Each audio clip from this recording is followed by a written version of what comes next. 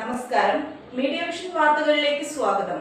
കൂത്താഴി പൈതോത്ത് സ്വരം സാംസ്കാരിക വേദിയുടെ നേതൃത്വത്തിൽ സാംസ്കാരിക സദസ്സ് സംഘടിപ്പിച്ചു. ജീവകാരുണ്യ പ്രവർത്തകനും അസറ്റ് ചെയർമാനുമായ CH ഇബ്രാഹിംകുട്ടി ഉദ്ഘാടനം ചെയ്തു. കഴിഞ്ഞ 25 വർഷമായി വിവിധ കൂട്ടായ്മകളിലായി പ്രവർത്തിച്ചുവരുന്ന സ്വരം സാംസ്കാരിക വേദിയുടെ നേതൃത്വത്തിൽ കൂത്താളി പൈതോത്ത് സാംസ്കാരിക സദസ്സ് സംഘടിപ്പിച്ചു. സ്വരം കോർണറിൽ നടന്ന സാംസ്കാരിക സദസ്സ് അസറ്റ് ചെയർമാനും ജീവകാരുണ്യ പ്രവർത്തകനുമായ CH ഇബ്രാഹിംകുട്ടി ഉദ്ഘാടനം ചെയ്തു.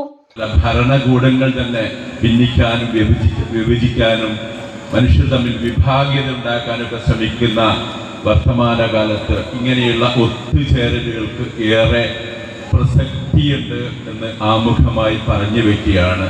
അതുകൊണ്ട് തന്നെ ഇതിൽ ഒരുപാട് മാതൃകകളുണ്ട് നിങ്ങളെ ഈ ഒത്തുചേരലുകൾക്ക്. കാരണം ഇപ്പോൾ ഒരുപാട് സൗഹൃദങ്ങളൊക്കെ പൂത്തെളിയുന്ന സമയമാണ്.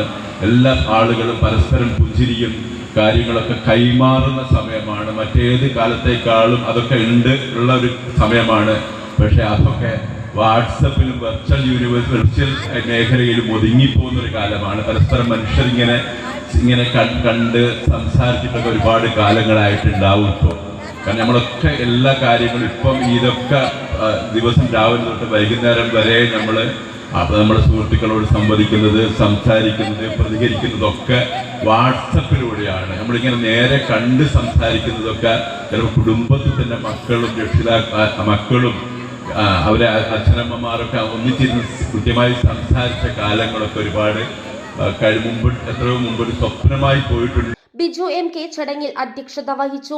പഞ്ചായത്ത് അംഗങ്ങളായ MK മനോജ്, AC ബിജു, ക്ഷേമകാര്യ standing committee chairperson Sheeba Prabhakaran, Ahammed Kutty master, PC Ubaid master, VP Rajan, Ibrahim K, Muralikrishna, Rajani Lineesh, Latha M എന്നിവർ ആശംസകൾ അർപ്പിച്ച് സംസാരിച്ചു.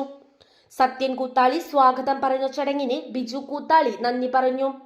രാസലഹരിക്കെതിരെ പട്ടം പറത്തിയ കുട്ടി എന്ന ജനകീയ സിനിമ പ്രദർശനം നടന്നു. ഷോർട്ട് ഫിലിം സംവിധായകൻ സത്യൻ കൂത്താളിയെയും വിവിധ മേഖലകളിൽ കഴിവുകൾ തെളിയിച്ച കുട്ടികളെയും വേദിയിൽ ആദരിച്ചു. സ്വരം സ്പോർട്സ് വിഭാഗത്തിലെ 10 കുട്ടികൾക്ക് ജേഴ്സി വിതരണം ചെയ്തു. തുടർന്ന് വിവിധ കലാപരിപാടികൾ അരങ്ങേറി.